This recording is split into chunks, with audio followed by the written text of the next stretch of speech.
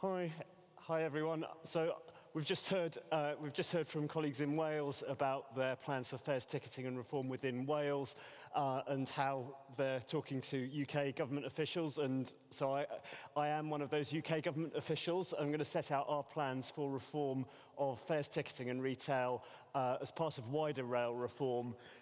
I say in Great Britain, primarily I'm talking about the parts of the British rail network that we manage in central government, which is focused on England and cross-border services into Scotland and Wales.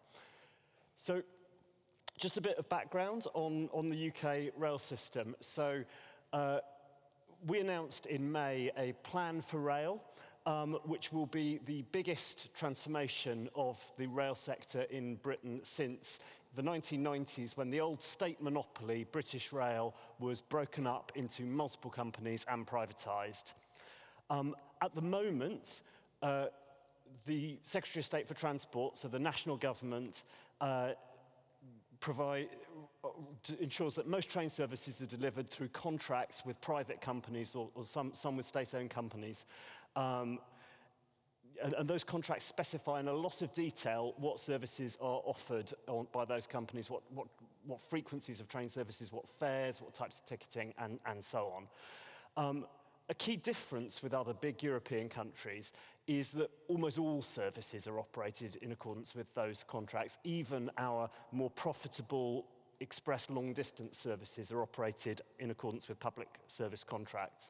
Then there are other authorities who contract public transport and rail services, including Transport for Wales, Transport Scotland, Transport for London, and so on. But about 90% of rail journeys in Great Britain are made with services that are under contracts with the National Department for Transport.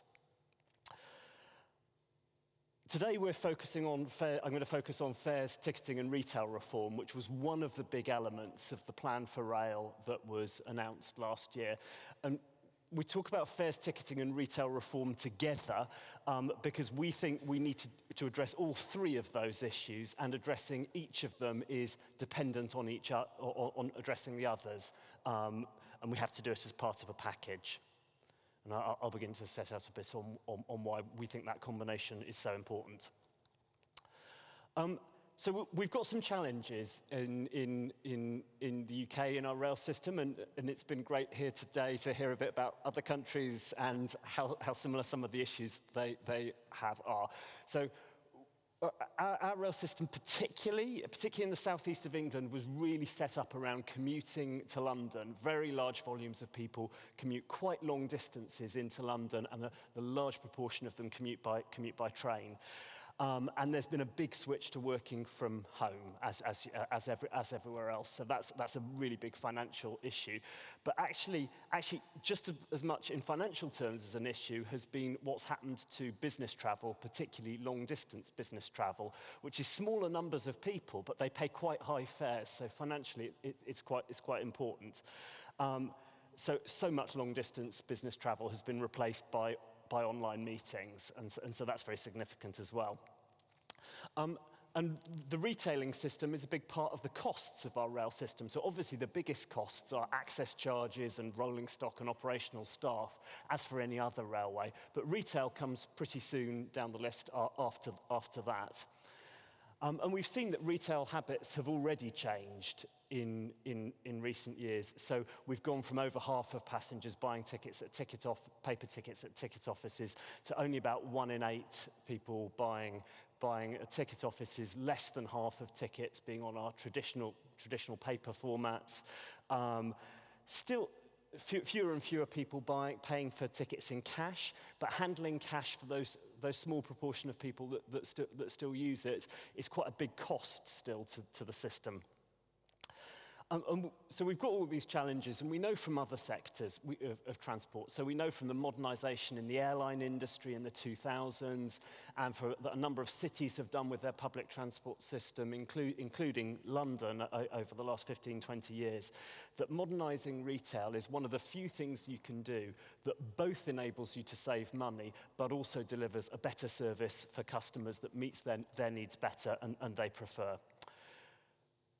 We've also got those are very common issues in other countries. We've got some challenges specific to the British rail system as well. The fact that we do everything, our system's been set up to be operated on the basis of a complex web of contracts and regulation, makes and the fragmentation of the system into multiple companies has made change quite hard, and it's meant that some aspects of the system that were established in the 1990s when it was privatized have sort of become set in stone since. So the Fares Ticketing and Retail program is seeking to address this as part of overall industry reform. There's a number of elements to that, including pay-as-you-go ticketing, enabling easy, frictionless payment for particularly shorter journeys. We already have a very successful system of pay-as-you-go ticketing in London. It started with the Oyster cards. Now, actually, most people use contactless bank cards or other EMV devices to pay. We want to expand that to the broader Southeast England commuter area and then other urban areas across the country. We need to modernize the industry systems that we have. Many of those systems are quite dated. They cost a lot to operate, and they're a significant barrier to entry for new parties that want to offer retail services. At the moment, each of our train operators has their own online ticketing website and app. That's quite expensive to operate. It's quite confusing to passengers. We want to replace that with one single national website and app that will compete on the basis of a level playing field with third-party retailers. At the moment, Trainline is the dominant third-party retailer in the UK, but we want to open up, ensure the market is fully open to other competition as well. We think that simpler fares are really important to facilitate these changes. This is most obvious with pay-as-you-go ticketing, but people are not going to tap in at the start of their journey and tap out at the end, not knowing or not trusting that they're going to be charged a reasonable, proportionate fare. But it's important for online retail as well. People don't want to be presented with a very large, confusing web of different options. And fares reform is really difficult. I need to be honest about that. People on average, we think fares can probably go down as part of fares reform, because if you make it easier to pay, easier to travel, more people will choose to do so. But if you move to a simplified fares system, that probably does mean that some fares will have to increase. And that's difficult because people, particularly regular travelers, often build their lives around the services and fares that are offered. So that needs to be handled gradually and moderately.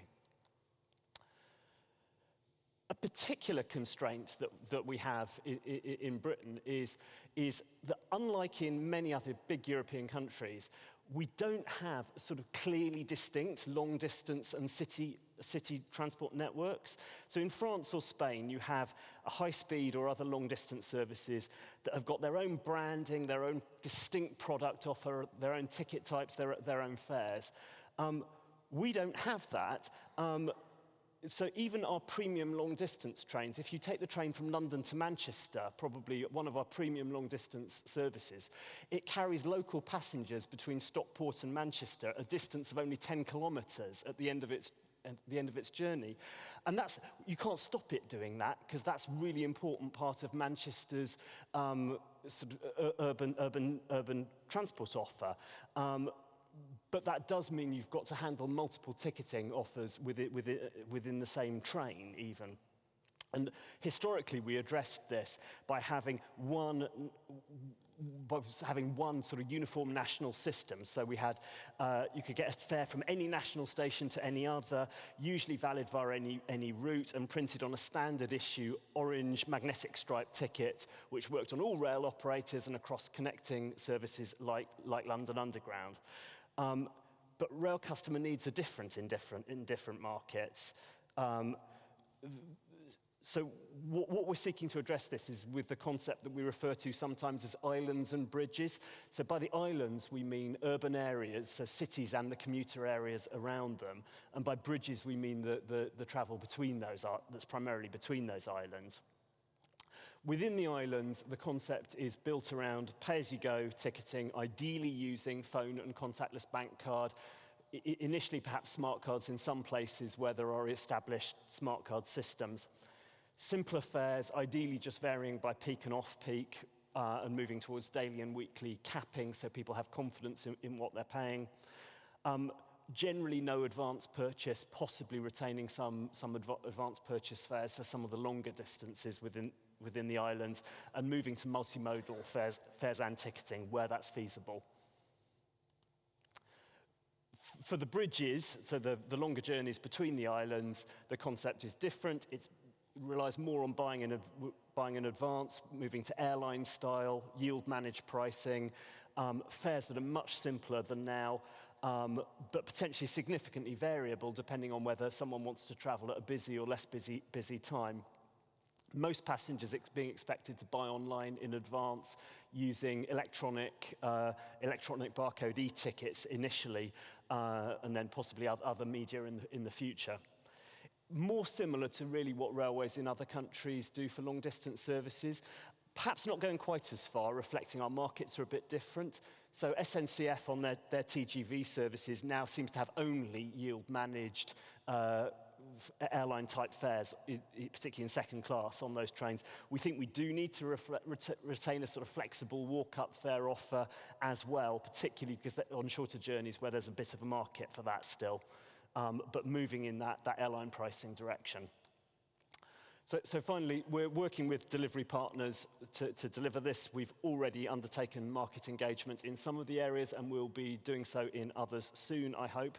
We're managing quite a few delivery challenges at the moment, including some quite significant supply chain constraints, some really critical components that we need in order to modernise things like ticket gates across the country, taking a long time to get delivered at the moment, so that's a challenge for delivery. And of course, we have financial constraints we need to manage within as well. So making these sort of changes is financially positive, but it does require an upfront investment, and that's going to be constrained, so that has to be put against other priorities. But we hope to make significant progress with this over the next few years. Thank you very much.